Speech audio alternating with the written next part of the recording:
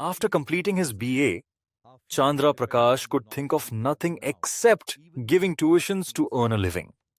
His mother had already passed away, and in the same year his father also died, shattering all the sweet dreams he once cherished.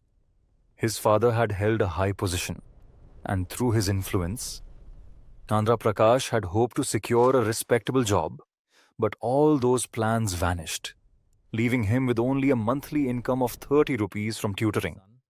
To make matters worse, his wife Champa was educated, refined, and sharp-tongued, with a taste for better living, yet resigned to their harsh reality. In this difficult time, Thakur Sahib offered him a house adjoining his own, well-built, airy, and fully furnished, which would otherwise cost at least 20 rupees a month. Thakur and his wife treated Prakash like their own son, involving him in every household matter.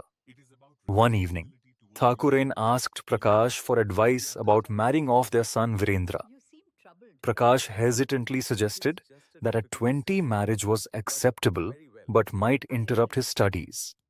Eventually, the marriage was fixed and all arrangements were entrusted to Prakash. Managing such a large budget elevated his status, yet he remained honest and did not misuse the funds. However, when he purchased jewelry worth 5,000 rupees for the bride, he was deeply tempted. At home, he spoke to Champa about the luxury of the wealthy and their own poverty. Champa lamented her lack of even a decent sari to wear at the wedding. That night, the thought of the jewelry consumed Prakash so much that he quietly crossed over the terrace into Thakur Sahib's house and stole the box of ornaments. The next morning, news spread that the jewelry had been stolen. Thakurain was devastated, and although suspicion arose, Prakash cleverly deflected blame and even insisted on leaving the house, claiming responsibility for negligence.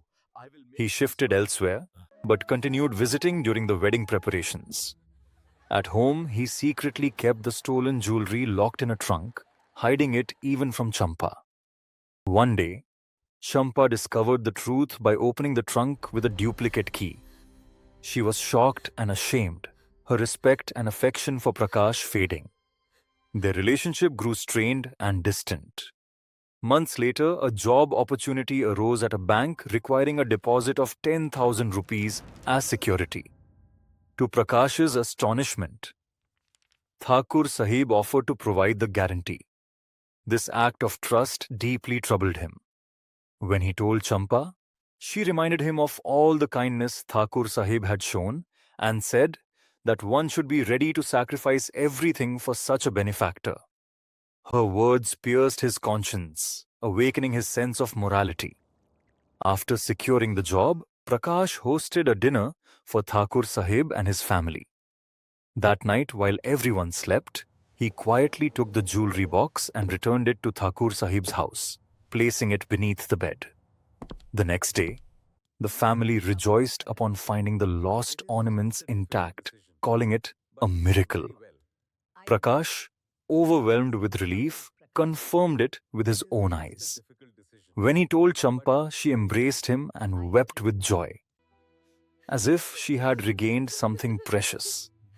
The weight of guilt was finally lifted, and in that moment, their love, dignity, and humanity were restored.